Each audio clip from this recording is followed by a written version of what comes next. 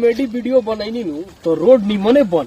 दादा देखो तो मुखिया हमारे कॉमेडी वीडियो देख के आज रोड बना दो पूरा गांव के आगे बढ़ावे लागल।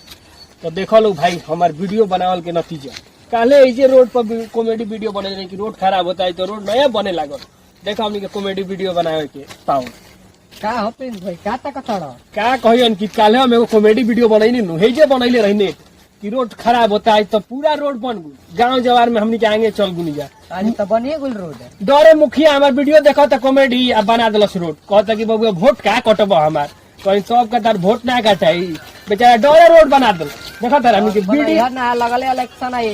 वीडियो के पावर बाकी बेचारा वोट के डरे बनावे लगता सन मुखिया कह दे कि रोड रहे हाँ सब खराब रहे कल वीडियो में तो नया रोड बने लगा। मुखिया काले मैसेज करता कि प्रिंस सब मत डाला मतलब वोट कटा जी अब का कही आई रोडे बना दिल हमनी गाँव के देखो जे कॉमेडी बने वीडियो बनैले रही कोनो के विश्वास नहीं हो तो जाके देख लो। अब चलो चलो घर देखा तारा वीडियो बनावल पावर।